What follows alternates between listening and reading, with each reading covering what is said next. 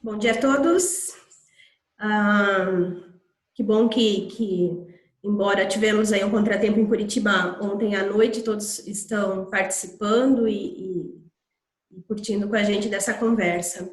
Ah, Como na chamada, nosso objetivo hoje é trazer esse tema transformação digital de uma ótica um pouquinho diferente, de uma ótica bem prática, para que a gente possa trazer para todos os ouvintes, espectadores, realmente a sensação que estamos tendo agora nesse período pós, durante a pandemia e pós-pandemia, né, de como a transformação digital tem influenciado aí os modelos de negócios e a vivência das empresas como um todo, né?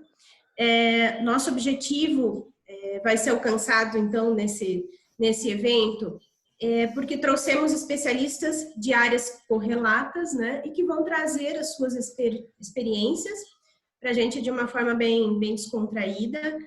A gente vai deixar o chat também aqui disponível, então quem quiser participar, enviando questionamentos, dúvidas, ou então complementando, inclusive, com a sua experiência, fique à vontade, na medida do possível a gente vai trazendo essas contribuições para dentro do evento, ok? Então, como eu falei, nós conseguimos concentrar especialistas de algumas áreas, eu vou apresentá-los agora. Então, nós temos o Matheus Bernardes, da MUR de Belo Horizonte, que vai nos trazer a experiência com a visão da consultoria empresarial, né, de toda a experiência que ele já tem e principalmente intensificada aí nesses últimos meses. Trouxemos também um especialista em SAP Business One, que é um dos maiores e melhores ERPs aí que temos no mercado, Jean de Geus, CVA Consultoria. Jean, bom dia. E na área de marketing e comunicação, temos o prazer aqui de contar com a Ásia, do Sebrae. Ásia, bom dia, seja bem-vinda.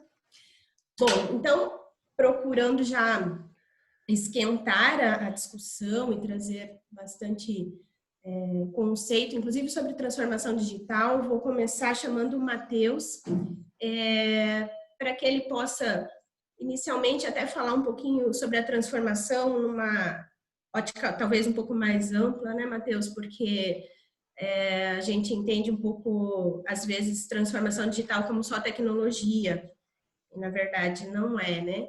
Então, Matheus, com a palavra, a sua expertise aí, e bom evento a todos, pessoal. Obrigado, Adriana, pelo convite, né? Quero também cumprimentar aí os colegas da mesa virtual, né? O Jean, a Ásia. Bom, falar de transformação digital é sempre muito interessante e desafiador ao mesmo tempo, né? Porque é um tema enorme, né? Eu costumo falar aí do um guarda-chuva que cabe muita coisa debaixo disso, né?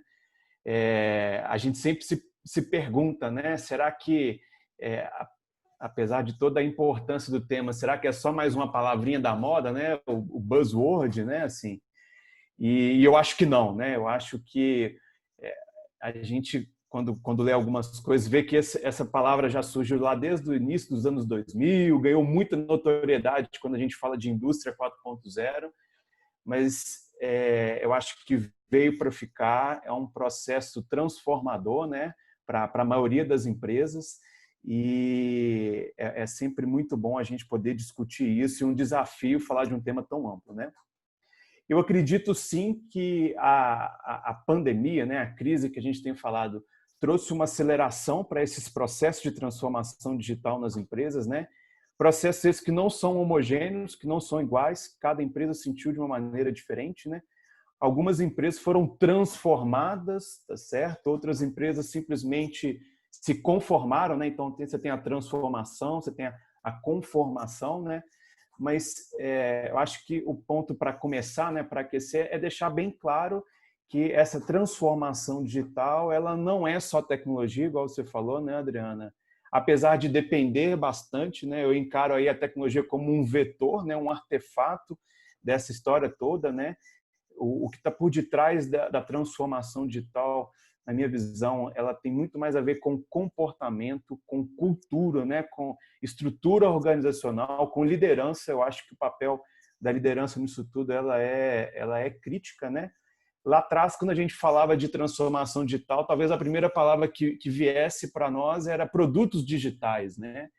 E hoje em dia a gente já fala muito mais de modelo de negócio digital, e eu vou até mais além, assim, né? De relações digitais, né? Pessoa a pessoa, pessoa empresa, empresa fornecedor, empresa governo, né?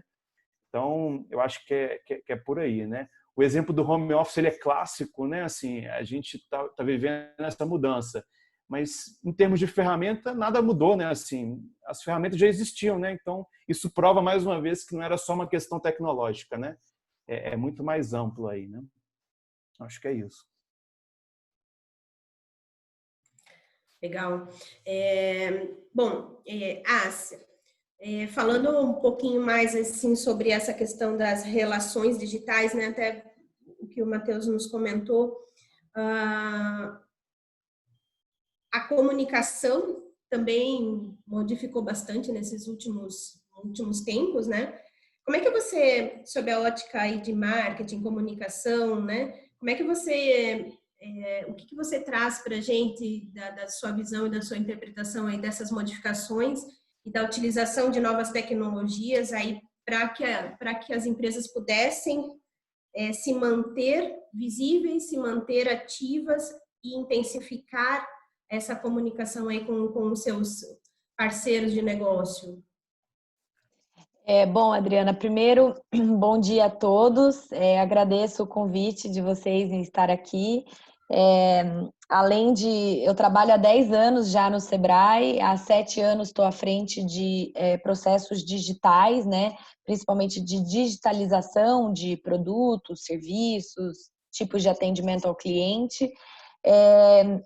Além disso, pessoalmente, eu tenho um negócio, eu tenho uma loja online de roupa de bebê, voltado para um comércio para um público de 0 a 2 anos.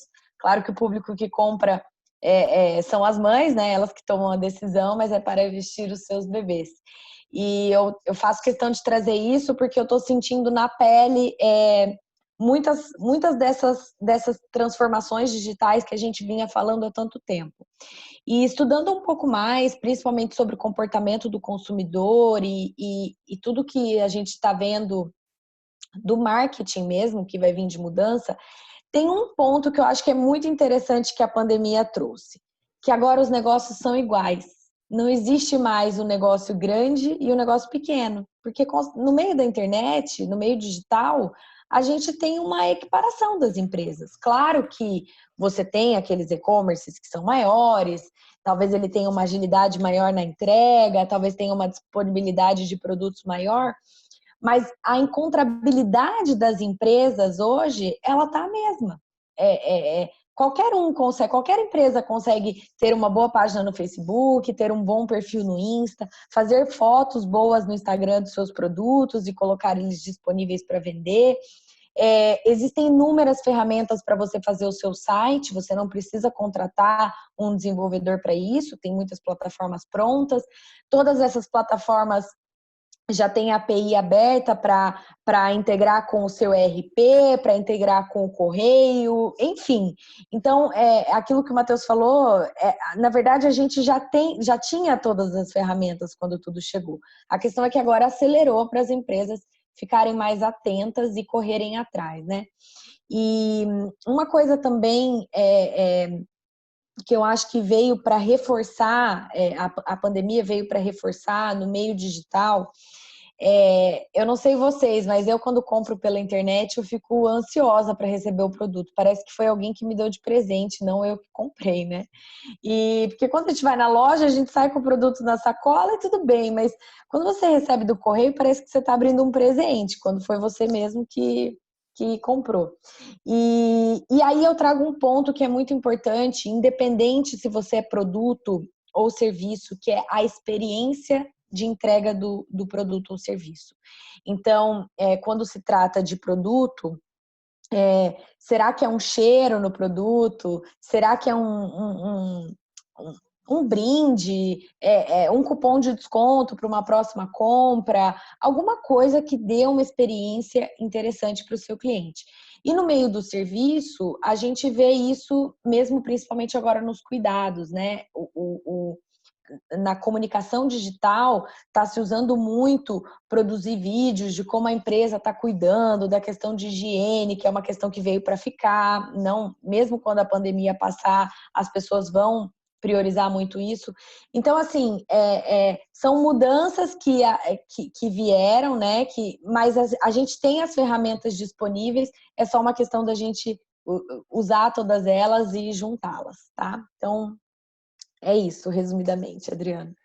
Ásia, você falando me lembrou de uma conversa que eu escutei de um influencer aqui de Belo Horizonte, o Gustavo Caetano, é um guru aí de startups e tal, e ele falou que essa questão da transformação digital, né, tem permitido algo que a gente nunca viu antes na história da humanidade, né, que é o Davi sendo para ali com Golias, né? Assim, então são os pequenos, são as startups, exatamente, brigando de alguma forma ali, incomodando, né? Os Golias, né? Os grandes, né? E isso a gente só conseguiu recentemente, né? Com esse boom de startups, com essa questão da digitalização da economia, dos modelos de negócio, né? Não é só tecnologia, mas toda essa cultura, um mindset, né?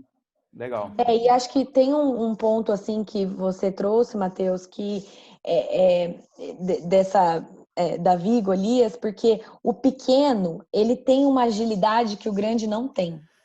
Então, de rapidamente se adequar, claro que às vezes a gente pensa, mas o grande tem dinheiro, mas muitas adequações não dependem de recurso financeiro, dependem de uma mudança de comportamento, de uma mudança de posicionamento da empresa. Então, assim, o pequeno, ele rapidamente se adequa, ele rapidamente muda alguma coisa, ele rapidamente se comunica com os seus clientes, porque ele não precisa de uma mídia massificada para fazer isso. Ele tem o contato, ele tem o WhatsApp, ele tem o Telegram, ele tem inúmeras alternativas. Então, isso é um ponto muito importante. E eu até queria trazer um exemplo, inclusive, de Belo Horizonte, Matheus. Eu não sei se vocês conhecem, tem um chefe de cozinha bem famoso aí, que é o Léo Paixão. Ele é dono de um restaurante chamado Gluton, eu acho que fala, né? Quando eu estive em Belo Horizonte, eu fui lá. E agora ele tá famosinho porque tá com um programa aí na Globo, Mestre do Sabor, acho que chama, e ele é um dos chefes. Eu achei muito interessante uma coisa que ele fez que vem de encontro com a experiência que a gente fala. E usando a tecnologia para isso. Os restaurantes dele estão fechados, né? Principalmente o Gluton, que é um restaurante assim de alto valor agregado. E ele tem agora ele criou um produto chamado Cozinhando com Paixão. Então tem aí um trocadilho com o sobrenome dele. As pessoas compram um kit, os produtos já estão pré-preparados e por uma live de quem comprou, as pessoas recebem obviamente um link exclusivo de acesso. Elas terminam de cozinhar o prato em casa, recebem o vinho, recebem o tempero, a sobremesa. Então assim, mais uma vez, é a tecnologia que já está disponível, mas eles só adequaram da forma como ela vai ser utilizada. Legal. A transformação do ambiente de negócio e do modelo de negócio, né? Você vê um negócio, às vezes, não tão grande, ele é um chefe de cozinha, ele tem um restaurante, mas não estamos falando de uma grande empresa, de repente, uma multinacional, enfim, mas ele soube muito, né, de uma forma muito inteligente, entregar o algo a mais, né? Se não é entregar o produto com um cheirinho, sei lá, um brinde, ele está prestando o serviço dele diferente, né?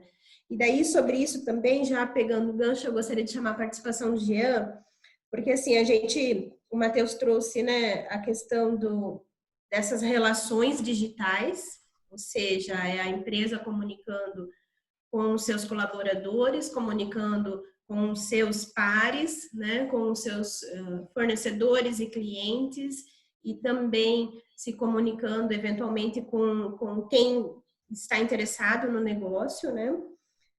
Também a questão da experiência de você ter agora empresas de diferentes portes competindo de forma mais ou menos, né, equilibrada aí.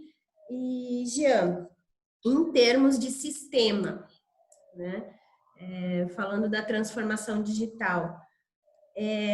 Eu penso que um ERP é um sistema que proporcione controle e interatividade, né, das pessoas, mesmo que de forma, mesmo que de longe, de forma descentralizada e dentro dos ambientes corporativos, ele só tem a auxiliar, né? Então, queria que você contribuísse aí com o seu entendimento e sua visão sobre como isso se avolumou aí nos últimos tempos, por favor, Jean. Legal, obrigado, Ana. Primeiro, bom dia, obrigado por poder participar, né, dessa discussão tão bacana. Eu tenho quase 20 anos trabalhando com RPs, né? E é engraçado, porque esse desfecho que a gente está vendo agora, ele é um desfecho que a gente já vem trabalhando há um bom tempo atrás, né? Só para fazer um pouquinho, assim, uma alusão no tempo, quando eu comecei a trabalhar com RPs, era muito voltado a back-office, financeiro, contabilidade, etc. Né? Aquele feijão com arroz, né? Aquelas operações do dia a dia da empresa que não podiam parar. Mas já há uns 5 anos, e veja, a gente está falando uma rapidez de transformação muito grande, né? Então, 5 anos atrás, a gente já começou a falar em transformação digital, né? A SAP já pregava muito isso, né? Nos eventos que eu pude participar e, enfim, hoje eu sou diretor de uma consultoria, então eu venho caminhando com essa questão da transformação digital há bastante tempo, né? E os exemplos que eram pregados, né, de transformação digital eram os clássicos, né? Então, maior companhia de táxi sem ter nenhum táxi, né, que era Uber, maior imobiliária sem ter nenhum imóvel, né, Airbnb, Spotify, vários outros, né? Inclusive uma das unicórnios brasileiras de startup, a 99 Táxi, né? É um cliente SAP, etc. Então, essa questão da transformação digital, ela é uma questão que ela já vem sendo trabalhada há muito tempo. E agora, com esse distanciamento social, com esse evento de pandemia, isso se tornou notório. Mas, do ponto de vista de tecnologia, a gente já está se preparando, né? A SAP já está se preparando, e nos projetos de implementação que a CVA emprega hoje, por exemplo, a gente já fala muito disso, né? Tanto que a SAP ela investiu muito forte num produto chamado SAP Business One, que é um produto para pequenas e médias empresas, que nada mais é do que um RP que conecta coisas, né? Eu costumo fazer uma alusão que ele é uma tecnologia muito parecida com o que a gente tem no nosso celular hoje, né? Então, você tem um sistema operacional e você tem N aplicativos que você consegue fazer uma transformação digital no seu dia a dia. Então, você imagina você conseguir fazer uma transformação digital do ponto de vista prático, uma plataforma de gestão em que você consiga alcançar o teu objetivo, seja uma integração com e-commerce, seja fazer um aplicativo inteligente, né? Através de alguma situação de reconhecimento facial, reconhecimento digital, predição de algum evento que possa acontecer, conexão com algum aplicativo de entrega, frete, portal, vendas, compras, e etc. Então, o evento da pandemia agora, isso se tornou realmente o olho do furacão, né? Então, ao mesmo tempo em que as corporações elas têm um certo receio de investimento devido a um futuro incerto, ao mesmo tempo existe uma demanda latente em digitalizar agora, né? Por quê? Porque se não digitalizar agora, alguém que é concorrente está digitalizando, né? E vai passar na frente. Eu achei muito bacana ali o comentário da Ásia, no sentido que os pequenos e os grandes agora começam a se equiparar, né? É óbvio que existe uma diferença ali em poder de compra, poder de negociação, etc. Mas, né, se uma empresa que é considerada pequena, seja por faturamento, número de funcionários, enfim, algum critério desse, não estiver no mercado do ponto de vista digital, qual a chance dessa empresa sobreviver no futuro pós-pandemia, né? Eu vi esses dias uma reportagem feita por uma grande empresa varejista, que ela disse o seguinte, que alguns consumidores que nunca tinham executado sequer uma compra no meio digital, na medida que fizeram a primeira, realizaram mais 3 em seguida. Então, o contexto está mudando, né? Está mudando, não adianta. Obviamente, eu acho, né, pelo menos ter essa impressão que vai estabilizar ali a questão do varejo, por exemplo, presencial com o varejo digital, vai haver um equilíbrio, mas a balança ela pesou para o digital agora. Né? Para nós isso é notório. Desde 2018, a gente vem tendo muita demanda no aspecto digital. Então, estou falando de 2 anos atrás, a gente começou a atuar muito fortemente, por exemplo, com a solução em cloud. O que é a solução em cloud? A solução em cloud é você, a empresa, a corporação que está adquirindo um software de gestão ou qualquer outro tipo de software, ela se despreocupar em relação à infraestrutura. Então, você está tirando aquele data center, né? O conceito de data center, que tinha que ter ar-condicionado, gabinete, não sei o que, um monte de coisa, um monte de equipamento caro, custoso e que deprecia. Você tira isso da empresa, estabelece isso numa empresa que faça sentido e que tenha um potencial, uma estrutura para isso, e você compra isso como um serviço, né? Então, em vários aspectos a gente começa a perceber o trabalho do software como serviço, o trabalho de todos os periféricos relacionados a software como serviço e a aposta das empresas em digitalização. Uma outra coisa que eu queria comentar com vocês, né, trazer essa experiência, é que hoje as empresas que compram o RP, o software de gestão, principalmente relacionado ao SAP Business One, que é essa ferramenta que conecta coisas, ela não está mais tão preocupada com o financeiro, com compras, com, né, a nota fiscal de saída, a nota fiscal de entrada. É óbvio que se é um commodity tem que existir, tem que funcionar bem, né? Mas ela está preocupada naquilo que vai gerar um diferencial competitivo para o seu negócio. Essa é a grande preocupação. Então, como que ela consegue acoplar uma ferramenta, seja uma ferramenta desenvolvida, uma ferramenta de mercado, alguma ferramenta que realmente que gere um diferencial digital e competitivo, né, para que ela consiga alcançar a ponta, né, alcançar o seu consumidor final de uma forma mais prática, mais leve e principalmente com uma experiência para o usuário, seja usuário interno ou usuário de fora da empresa, que faça sentido e que potencialize os seus negócios, né? Então, eu queria dar esse complemento, Adriana, e Matheus, né, as falas de vocês, para mostrar um pouquinho do que eu vivencio, né, todos os dias. Eu costumo dizer que eu estou no olho do furacão, porque eu sou diretor de uma empresa de implementação da RP SAP, e agora as demandas elas vêm, né, de uma forma muito mais, como é que eu posso dizer, de uma forma muito mais nervosa, né, para a gente, porque a demanda ela é latente, né? Então tudo aquilo que estava estagnado, né? Tudo aquilo que estava estagnado começa a vir agora numa urgência muito maior, né? Então a gente percebe isso no mercado, né? Tá bom? Queria dar esse complemento aí. Ô Jean, você falando aí, eu achei interessante, né, essa noção de que o tema já existia, né, que algumas empresas se prepararam mais, outras menos, né? Eu estava vendo outro dia o Fred Trajano, né, lá da Magalu, né? Magalu é um grande case aí, né, do digital, né? E ele contando a história que a Magalu começou com o departamento digital lá em 2001, 2000, 2002, com 2 pessoas, né? E aí isso virou depois 10 pessoas, 25, se eu não me engano, acho que hoje eles têm mais de 500 pessoas, né? Então, esse mito do overnight success, né? Assim, o último balanço trimestral deles, eles cresceram 200% no e-commerce, o marketplace representa 30%, aquela coisa. A gente acha que existe esse mito do sucesso da noite para o dia, né? E assim, é algo que começou há 20 anos, 10 anos aí, de uma maneira mais consistente. Então, é muito legal ver você falando isso, né? Que assim, o SAP como uma referência mundial já pensava nisso, né? E o outro ponto, assim, a boa notícia, né? Que eu acho que sempre dá tempo, né? A maré está baixando e a gente vai ver quem está descoberto ou não agora, né? Então, por isso que a sua demanda aí, você está no olho do furacão, né? Mas a boa notícia é que ainda dá tempo e sempre dá tempo, né?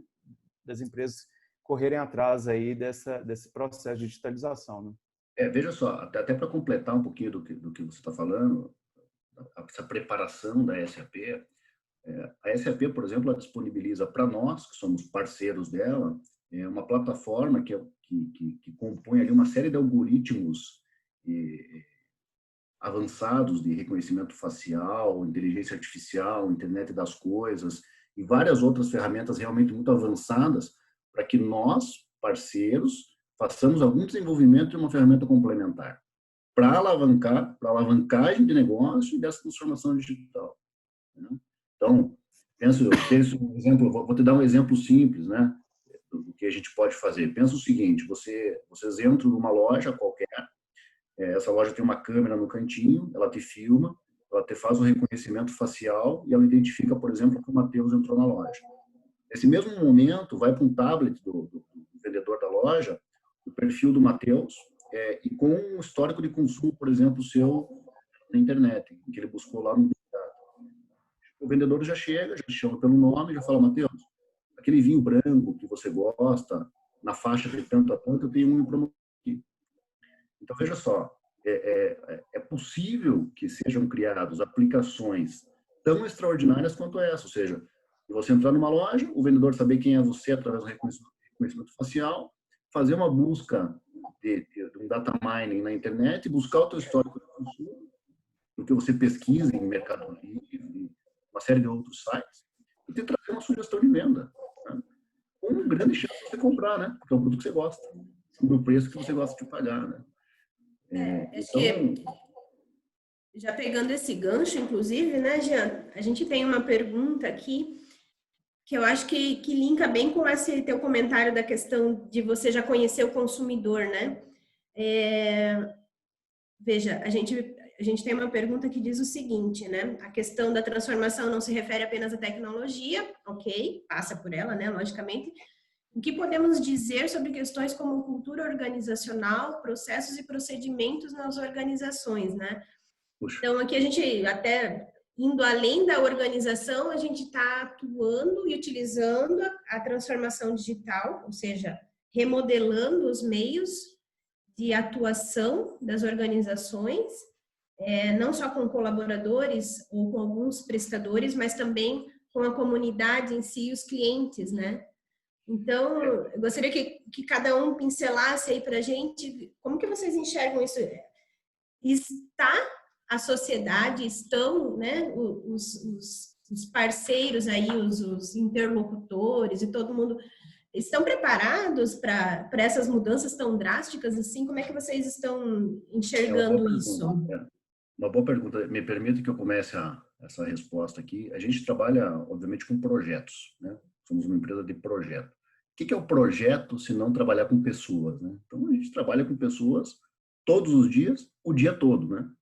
E, realmente, projetos assim, qual que é a grande dificuldade? A grande dificuldade é que cada um tem uma expectativa, cada um tem um desejo, cada um tem uma vontade.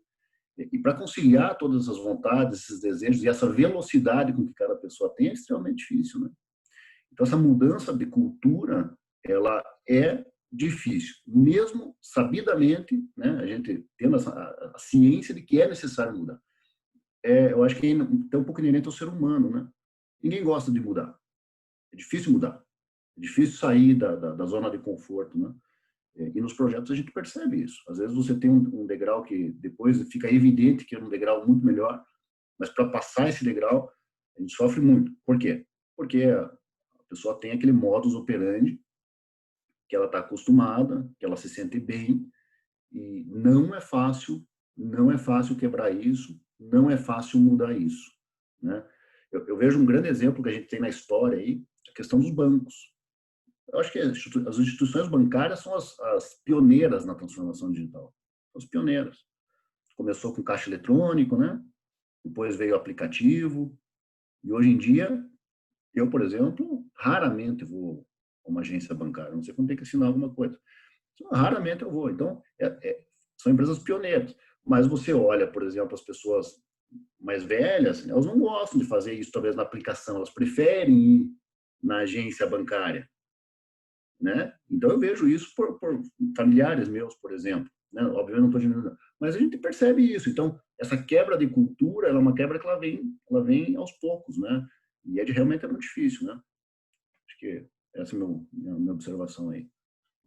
Adriana, eu gostaria de contribuir com isso e até fazer um gancho com uma menção aí que o Matheus fez agora há pouco a respeito do Magazine Luiza, né? Há 3 anos atrás eu tive a oportunidade de visitar o Luiza Labs, que é eles na verdade começaram com essas 2 pessoas, inclusive tem algumas fotos, era uma salinha assim super simples, 2 pessoas, 2 computadores e vontade de fazer. E hoje é o Luiza Labs. O Luiza Labs, ele é uma estrutura à parte do Magazine Luiza e é essa estrutura voltada para pensar na tecnologia, não na tecnologia interna, mas aquilo que vai ser entregue para o cliente.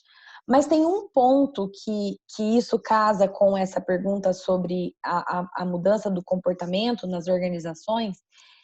Tem um ponto muito importante do porquê que o Luiza Labs foi para frente, porque esse Luiza Labs é incrível, assim, eles têm uma agilidade de colocar as coisas no ar impressionante, que também casa com aquilo que eu falei agora há pouco da pequena empresa, que ela tem a capacidade de se adaptar muito rápido.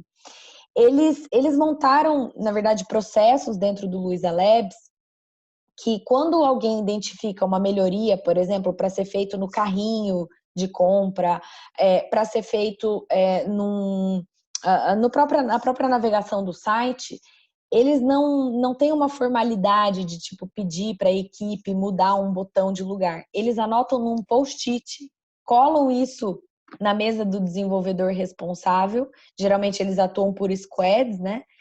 E o negócio anda. Então, é coisa, às vezes, de 48 horas tem uma mudança no ar. Então, trazendo isso para a questão de mudança organizacional, tem um ponto muito importante que fez dar certo o Luiza Labs, que dizem que é o que trouxe mesmo o patamar que tem hoje do Magazine Luiza, puxado pelo Fred, que é o quanto ele colocou de energia nisso. E aí a gente traz uma questão importante que é essa questão da transformação digital, essa questão de mudança de comportamento vir de cima para baixo. Porque quando a gente não tem, e nas empresas é muito comum a gente ter até um conflito de gerações, muitas pessoas que estão nas posições de liderança às vezes pertencem a uma geração que talvez não seja tão adepta às soluções digitais. E às vezes fica só no discurso, né, de que a gente tem que digitalizar, de que a transformação digital tem que acontecer, mas de fato não existe aquela liderança pelo exemplo.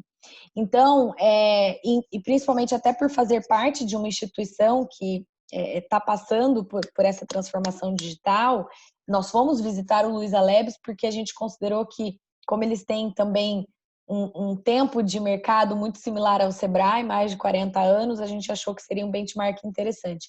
Então, eu vejo que hoje nós temos, por exemplo, no Sebrae, uma diretoria muito coesa nesse aspecto. Isso nos permite ter a agilidade de fazer a transformação digital. Claro, eu estou falando de uma instituição de 300 pessoas, mas trazendo isso para uma realidade da pequena empresa ou da média empresa, é possível sim isso acontecer, mas eu particularmente vejo muito como uma necessidade de vir de cima para baixo. Realmente a liderança, não fechada a uma pessoa, mas a todo o corpo de liderança, realmente apostar nisso. E foi isso que aconteceu lá no Magazine Luiza. O Fred colocou, tanto que dizem que ele é o padrinho do Luiza Labs, não é a Luiza Trajano, é ele que ele que puxa tudo isso. Todos os reports são feitos para ele nesse aspecto de toda a transformação digital que acontece. E aí a gente vê o resultado que essa empresa está tendo, não só de share de mercado, mas economicamente também. Legal, eu só concordo com o que vocês dois falaram. Esse exemplo da Magalu, ele é interessantíssimo, né? Quando a digitalização passa a fazer parte da estratégia, as coisas ficam muito mais fáceis, né? Assim, é o CEO abraçando a ideia, tentando, errando, e aí esse movimento de cima para baixo, né? E uma outra fala sua, Océ, que me lembrou de um conceito, né? Que a gente vem escutando cada vez mais, né? O conceito das organizações ambidestras, né? Essas grandes corporações, essas grandes empresas que, via de regra, eram muito lentas para adequações, mudanças, elas começam a criar alguns departamentos com nome de labs, com uma vice-presidência ali, com algum nome da moda aí, que é a metáfora, né, de um transatlântico e de um jet ski, né? Assim, você tem ali o core business rodando, um transatlântico para fazer uma manobra, demora, tem que ir lá na frente, né? Assim, você não vira, você não dá um cavalo de pau num transatlântico, né? Por outro lado, você tem que se permitir ter dentro da sua empresa os jet skis ali, né? Para você fazer manobras ágeis, se permitir testar e errar, né? E errar ganha uma conotação importante, né? O aprender com o erro, né? A gente aqui falou em algumas vezes a questão das metodologias ágeis e por aí vai, então passa por isso tudo. E só para finalizar, isso é uma coisa que a gente sente aqui na consultoria, né? Nós somos consultores aqui na Amor, na parte de processos, de estratégia, financeiro, né? A gente tem alguns produtos digitais e conseguimos enxergar essa mudança de que antes era comum a gente querer conversar, quando eu estou falando aqui de um produto digital, com um cara do TI, com um cara específico do financeiro. E a gente vê que cada vez mais o digital passa a ser estratégia de algumas empresas e a gente começa a conversar com o CEO, com o empreendedor, que é justamente essa mudança, assim, né? Então, a gente sente isso na prática, né? Essa interlocução, ela tem mudado, né? Que é uma prova de que a digitalização tem feito cada vez mais parte da estratégia, né? O business partner que a gente fala, né? Não tenha dúvida, Matheus. Inclusive, eu tenho percebido que essa puxada de rédea vem realmente do C-Level, né? Ou seja, nesse novo normal aí que o pessoal tem comentado, a empresa não tem como sobreviver sem uma estratégia de inovação e digitalização. É muito difícil, né? É muito difícil. Como que você vai concorrer de igual para igual com uma empresa que tem diversos meios e canais de venda, por exemplo, sendo que você só tem o meio físico? Fica muito complicado. Fica muito complicado, né? Quanto tempo você consegue suportar essa pressão? Então, a demanda do digital, ela é uma demanda que estava latente, reforço, estava latente, porque a gente já veio conversando isso há pelo menos 5 anos. Todas as apresentações e conversas de implementação de ERP, sistema de gestão, etc., elas já levavam para esse caminho, mas até então não existia uma pressão muito forte da concorrência. Não existia. Ou seja, estava estabelecida uma certa zona de conforto, né? Não, botar e-commerce é legal, é bacana, eu acho que é bom, mas não é minha prioridade. Minha prioridade agora é comprar a máquina da fábrica, é apostar na melhoria aqui do barracão, etc. Existiam outras prioridades, né? Agora ela se tornou latente, né? Opa, meu concorrente direto colocou um site no ar, ele não tinha, e agora? Eu vou colocar também ou não vou? E eu tenho um background para suportar essa digitalização. Esse é um outro ponto importante, né? Acho que até agora a gente não tocou nesse assunto, não é nervosa, mas eu vou colocar isso na mesa agora. Para que você faça um processo de transformação digital, você tem que ter um pilar de sustentação muito forte do ponto de vista de tecnologia. Ou seja, não é simplesmente lançar uma ferramenta, né? Você tem que ter uma administração em cima disso, uma tecnologia bem escolhida, para que você depois não naufrague, né? Aí vai ser o teu transatlântico com um buraco no casco, né? Você bota ele para navegar, ele afunda. Por quê? Porque você não tem sustentação, né? Se você pegar hoje, por exemplo, um site de compras, que é algum site que seja um site importante, a volumetria disso é impressionante. Eu tenho alguns clientes aqui que tem uma volumetria de e-commerce que é um negócio descomunal, né? Então, se você não tiver também um background de tecnologia e administração dessa tecnologia, ou seja, profissionais ligados a isso muito forte, a chance disso também dar errado, ela é grande, né? Ok? Bom, gostaria só de fazer uma consideração aqui, provocar uma outra reflexão. Acho que foi muito bem colocado pela Ásia essa questão de a energia vir de cima, né? E fazendo um pouquinho de correlação com o que você colocou na sua primeira fala, Ásia, em que, complementado pelo Matheus, né, Davi e Golias se equalizaram aí em todo esse processo, né? A rapidez do pequeno em se transformar, talvez, e encontrar novos meios e novos cenários de negócios, né?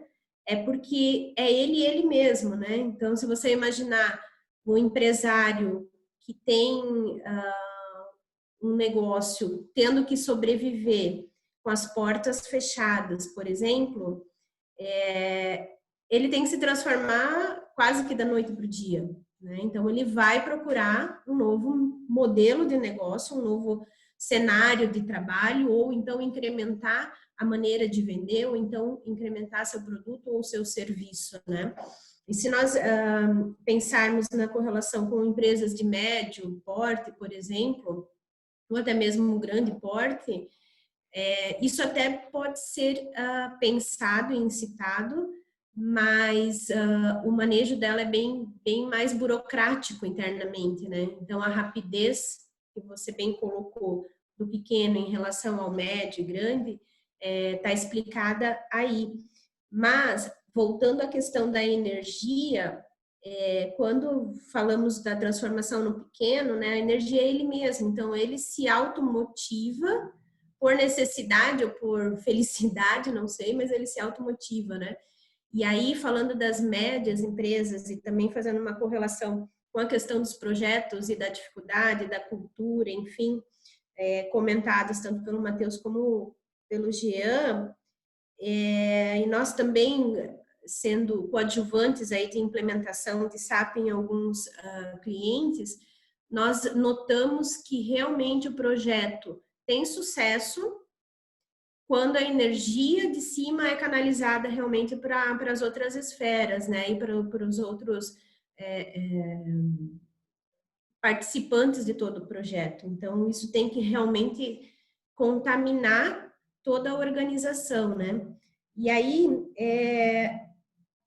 Matheus, para você agora, como a consultoria pode aliar nessa questão de processos, nessas análises de processos e tal, porque nós não temos, às vezes, gestores ou diretores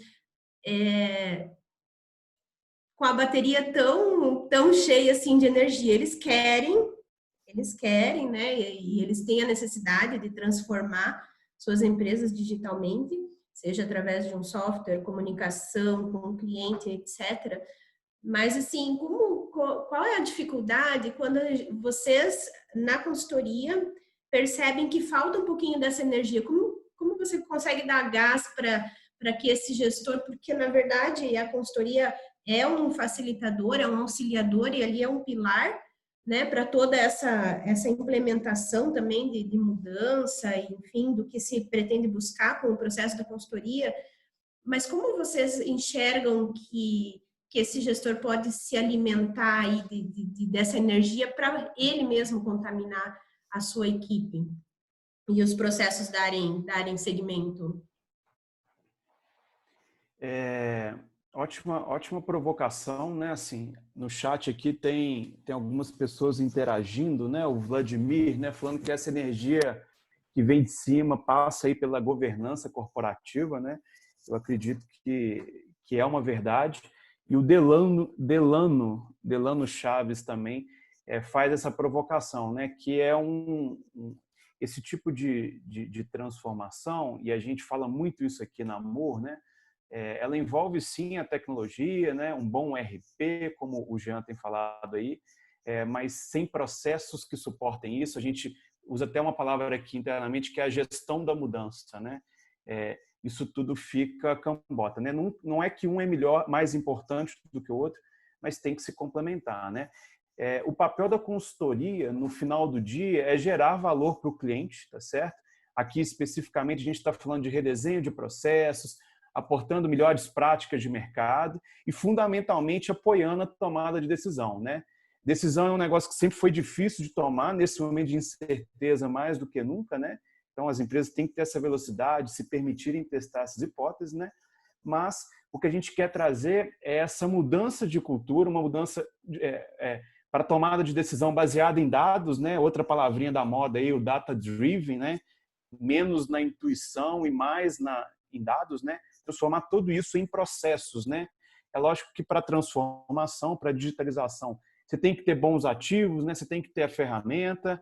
Então, o RP flexível, com algumas features necessárias, é de fato aí um catalisador desse processo. Mas essa parte da gestão da mudança é onde a gente gera muito valor, né? Trabalhando com o time da implantação, do integrador, redesenhando o processo que antecedem, né? E ajudando lá na ponta a melhor tomada de decisão, né? O C-level o nível gerencial, até mesmo o nível tático, nessa melhor tomada de decisão, né? Legal, obrigada, Matheus. Se tem alguma coisa aí a contribuir também com essa questão, porque você incitou a palavra energia, né? E você sentiu isso na sua visita, enfim. E o que mais você consegue nos alimentar, assim, em relação à comunicação, em relação ao marketing das empresas, né? É possível que o mercado sinta essa energia que vem das empresas na questão da mudança, né, na convergência dessa transformação toda? O que você pode nos dizer da tua experiência? Então, Adriana, eu vejo que, assim, quando o externo sente isso, ele sente isso principalmente no que tange ao atendimento ao cliente, né, que é a nossa porta de entrada no contato com o cliente. E tem alguns estudos do Gartner, né, que é a maior empresa do mundo em aconselhamento em questão de tecnologia. Eles fazem alguns estudos que eles apresentam empresas que estão num quadrante, que eles falam no âmbito de transformação digital. E uma das coisas que a gente puxou no Sebrae, que a gente priorizou na questão da transformação digital, foi o atendimento ao cliente. Então, eu acho que isso a gente precisa priorizar. O atendimento, ele é a sua porta de entrada, mas ele é também a sua maior porta de saída, né? O cliente, ele pode muito rapidamente pular fora. E eu acho que a pandemia, inclusive, ela trouxe uma questão de que muito rapidamente o cliente pode tomar a decisão de deixar o seu produto, de optar por outro produto ou por outro serviço. Então, eu digo, né, o que eu quero trazer com isso? A transformação digital, eu acho que ela traz, por exemplo, para as pequenas e médias empresas, uma grande necessidade de uma padronização do seu atendimento nos canais digitais, estar presente nesses canais digitais. Então, uma coisa que o Jean falou sobre ferramenta, né? Não adianta você ter uma ferramenta e não atualizar ela, não estar sempre atento se precisa de ajuste. É a mesma coisa você estar presente numa rede social e não estar, na verdade. Então, às vezes você tem um perfil, mas não alimenta ele com informação, ou seu cliente manda uma mensagem e você não responde. Então, eu vejo assim, obviamente que o externo não vai sentir aquela questão da energia da mudança, mas ele sente no impacto que tem para ele, né? Então, ele fica feliz de ver, nossa, tem mais um canal de atendimento, eu consigo comprar pelo Instagram, eu consigo comprar pelo Facebook, eu consigo conversar sobre o produto pelo WhatsApp, eu consigo mandar um áudio, porque isso facilita as pessoas hoje em dia com tanta coisa para fazer, facilita, né? As pessoas geralmente começam o áudio falando, vou mandar áudio porque é mais fácil do que escrever, né? Então, assim, a empresa estar atenta a essa mudança do mercado e essa necessidade que o cliente tem é sim um início de uma transformação digital, né? Então, uma coisa muito, assim, de comportamento mesmo de consumidor, quando o seu cliente manda uma mensagem para você, nos canais digitais que você tem disponível, ele provavelmente não mandou só para você, ele mandou para os seus concorrentes também. Então, você precisa rapidamente responder essa mensagem. Mas de madrugada, como é que eu respondo? Vou dar um exemplo, eu tenho um comércio online de roupa de bebê, né? Como o nosso público prioritário são mulheres, principalmente depois que o bebê nasce, elas ficam com aqueles horários muito loucos trocados. A gente recebe mensagem 3 da manhã, 4 da manhã, 5 da manhã. É óbvio que eu não tenho equipe para atender nesse horário, mas deixar uma mensagem automática dizendo fique tranquila, assim que a nossa equipe estiver disponível, a gente vai te responder. Isso já evita de talvez se o seu concorrente responder antes de você, a pessoa comprar com ele.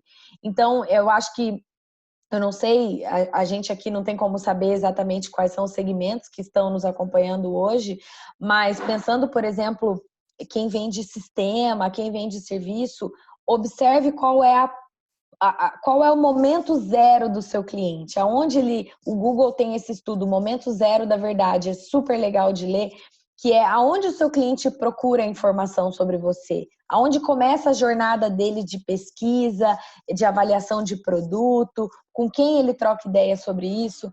Então, eu acho que a transformação digital para fora, ela está muito perceptível para o cliente no sentido da facilidade de entrar em contato, da facilidade de ter a resposta, da facilidade de comprar. Então, você ter um site que não tenha um monte de botão, que não tenha coisas de distração do usuário, é muito importante para que você atinja seus resultados.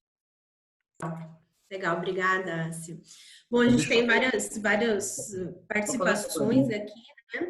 E o pessoal falando sobre como gerar valor, né? O que gera realmente valor através da transformação digital. Creio que isso é mais ou menos o que o pessoal quer falar, né? Eu diria assim, da nossa experiência aqui, que você gera valor de diversas formas, né? E toda a transformação digital também, ela está ligada intimamente à questão de processos, como o Matheus bem já colocou, né? E quando você otimiza processos, quando você traz mais eficiência, né, dentro da empresa através da análise desses processos e do redesenho deles, às vezes você não fala só de resultado financeiro, mas você fala de resultado de qualidade também, de satisfação, né, interna, às vezes também dos colaboradores, enfim. Então, assim, agregar valor tem várias óticas também, a gente poderia fazer um outro evento só de falar de como você pode agregar valor através de revisão de processos, enfim, né? Mas na minha visão, acredito que seja isso, né? E também nós temos uma outra pessoa participando aqui, qual seria o papel da gestão de pessoas, né? Da cultura organizacional, né? Não sei se, Matheus, você gostaria de contribuir um pouquinho com a questão de gestão de pessoas? O Jean queria comentar, eu acho que Isso. você não escutou. Queria sim, Matheus. Desculpa, Jean. Desculpa. Obrigado. Não, tudo tranquilo. Não, eu tô acompanhando o chat aqui, né? Teve um comentário do Delano aqui extremamente pertinente, né? Ou seja, é claro que a ferramenta, pela ferramenta, ela pode ter um custo alto e isso não vai gerar valor para a empresa, né? O grande papel da consultoria é ajudar, participar junto com o cliente nessa transformação digital e também fazer um trabalho de descoberta daquilo que faz sentido do ponto de vista estratégico, que vai trazer retorno, que agregue valor, né? Eu acho que isso complementa o meu comentário de que hoje em dia as empresas não compram mais o ERP para controlar financeiro, compras e nota fiscal. Isso é commodity, né? Então, por que as empresas compram? As empresas compram porque elas têm uma estratégia maior, né, em cima da plataforma de ERP. Seja uma venda digital, algum canal, alguma estratégia, algum produto, algum aplicativo que vá gerar valor e trazer isso, né? E também complementando aqui, a Simone, ela faz um comentário que as próprias empresas comercializadoras de ERPs mudaram o conceito comercial. E sim, é verdade, né? De uns tempos para cá, a metodologia do software como serviço, ela vem sendo muito empregada.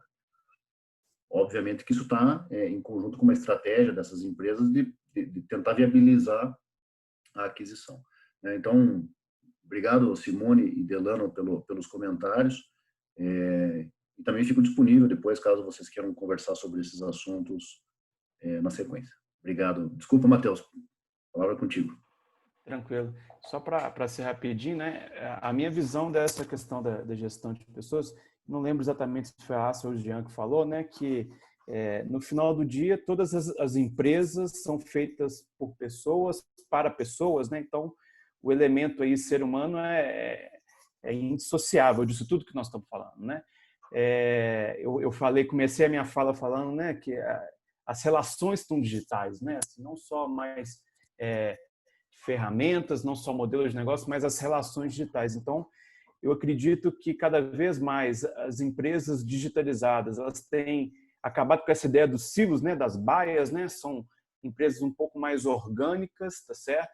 Empresas que têm um propósito muito claro e isso é muito orquestrado de maneira muito habilidosa pela alta gestão, né?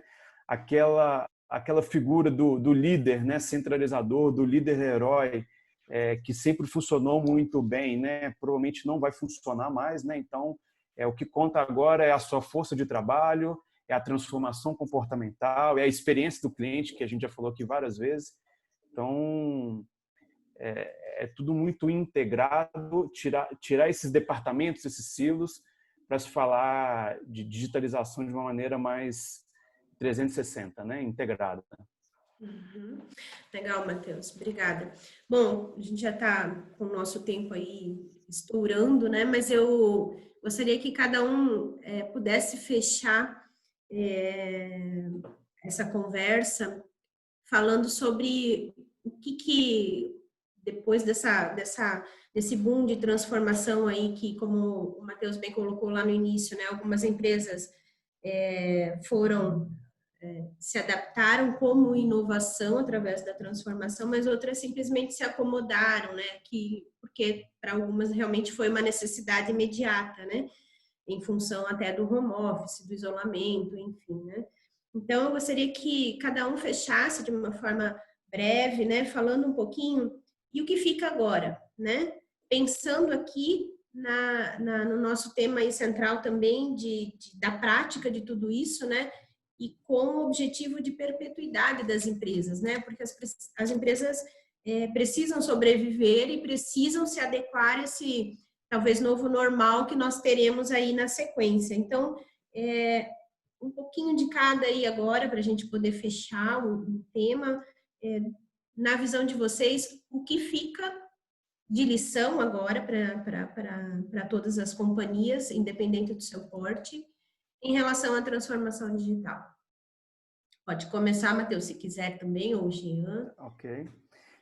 Eu acho que o que fica, de uma maneira geral, é a consciência, né? A Covid, ela nos fez repensar verdades absolutas, né? Eu já escutei de uma pessoa falando que, a título de exemplo, né, rapidinho, o processo de migração para home office nessa empresa estava já sendo desenhado há alguns anos, demoraria 9 meses para ser implantado, tinha todas as fases. E com o Covid, da noite para o dia, isso teve que acontecer, né? Então, essas verdades absolutas, né, de que os planejamentos tinham que ser longos, com muita gordura, né, isso foi por água abaixo, né? Então, acho que fica essa consciência e a lição é as empresas que souberem utilizar a digitalização para resolver problemas reais, para realmente gerar valor, para servir para alguma coisa, as que vão ter sucesso e que trilharão vida longa, né? Assim, tecnologia, digitalização por formato, por status, não faz sentido. É utilizar isso para resolver problemas reais, para servir para alguma coisa, né? De fato, né? E aqui na Moore eu deixo a minha última mensagem. Nós estamos dispostos a ajudar empresas que querem passar por esse processo. A gente tem um case muito legal aqui em Belo Horizonte de uma startup que foi adquirida por um grande multinacional e nós tivemos que fazer justamente esse processo de digitalização do back-office para tudo isso aí, essa transição para um novo grupo, né, ser da maneira mais suave. Então, quem depois quiser trocar uma ideia, a gente tem um case, tem um vídeo, eu posso mandar para vocês. No mais, eu quero só agradecer a oportunidade, a Adriana, aos colegas Jean, a Ásia, e a gente troca figurinha nas redes sociais, no LinkedIn, Matheus Bernardes. Obrigado. Tá bom, obrigado, Matheus, pela mensagem aí. Também quero agradecer o evento, né? Fica disponível também para a gente bater um papo aí sobre plataformas digitais. E minha mensagem é a seguinte, né? É o darwinismo corporativo, ou seja, a mudança ela está aí, né? Ela não vai acontecer, ela está acontecendo. Então, quem for mais adaptável e reagir mais rápido a essas mudanças, vão largar na frente. Isso é de fato, né? É óbvio que vai ter muitos erros e percalços nesse caminho. Ele não é um caminho fácil, nem um caminho simples, mas ele é um caminho que as empresas vencedoras vão ter que trilhar. Eu não tenho dúvida nenhuma disso, né? E é isso aí, né? Eu vou deixar meu e-mail no chat aqui, quem quiser me contactar, ou LinkedIn, enfim, fique à vontade. Obrigado. Bom, pessoal, primeiro eu quero agradecer aí mais uma vez o convite para esse evento, foi muito legal. Espero que a gente tenha aí ajudado, feito boas contribuições para vocês que estão aqui nos acompanhando. Matheus, Jean, obrigada pela parceria aí, Adriana também. Agradecer a Dani, né, por toda a organização também. E a mensagem que eu quero deixar...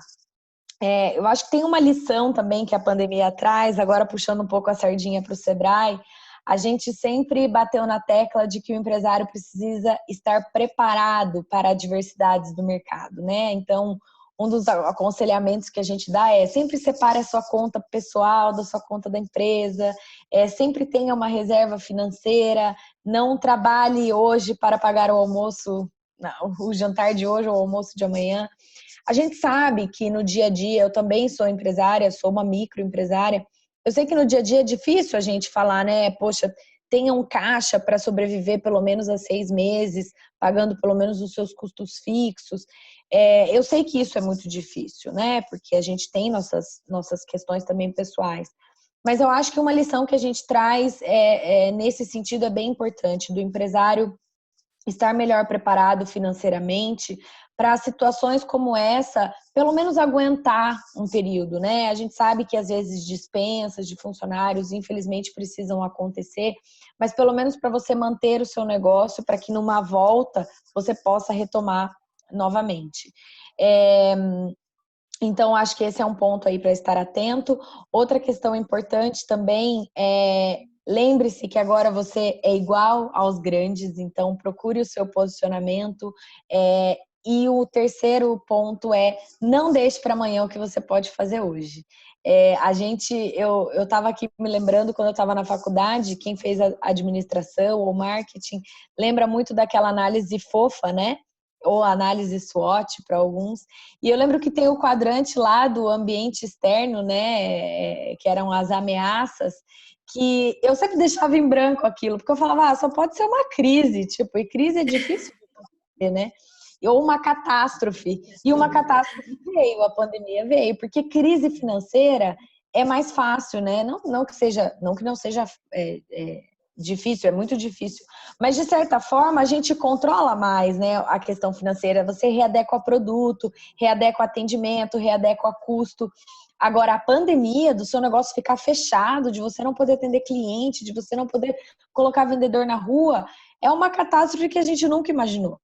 Então, esse do adaptar o seu negócio, não deixe para fazer amanhã o que você já pode adiantar para você sair na frente caso aconteça alguma coisa e estar atento a essas questões que podem acontecer, aí também minha última sugestão para vocês que estão nos acompanhando. No mais é isso, agradeço mais uma vez aí a audiência de vocês e estou à disposição também.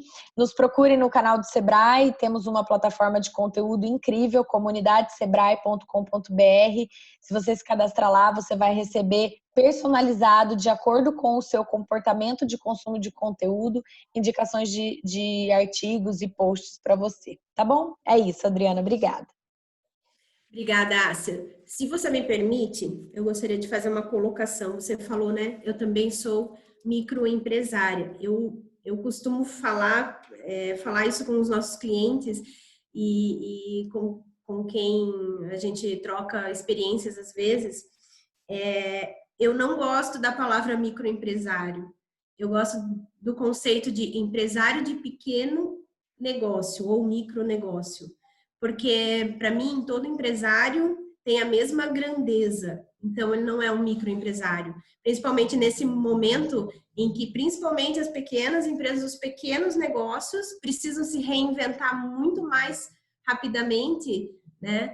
Todos têm o mesmo peso. Então, são empresários todos no mesmo nível, digamos assim, né? Só um comentário, porque a gente tem vários pequenos negócios aqui que a gente cuida também, e eu tenho visto que a maneira deles saírem e responderem a essa crise realmente tem sido de altíssimo nível também, né? Então, não fica uma parte. Eu quero agradecer a todos, eu acho que foi realmente, o pessoal até está falando puxa muito aprendizado, né? Discussão de altíssimo nível, também concordo. Acho que foram especialidades escolhidas aí a dedo e que puderam contribuir com as suas diferentes visões para a gente tecer essa teia e mostrar a transformação digital de outra ótica. Então, a gente gravou todo o evento, né? E as pessoas que participaram, se inscreveram, vão ter isso disponível. Vai chegar um link nos seus e-mails. Estamos à disposição também. Lá no convite vocês podem, né, através de lá, nos contactar. E é isso, pessoal. Agradeço a todo mundo. Muito obrigado pela participação de todos. E isso aí. Boa sorte aí para todos nós. Até mais.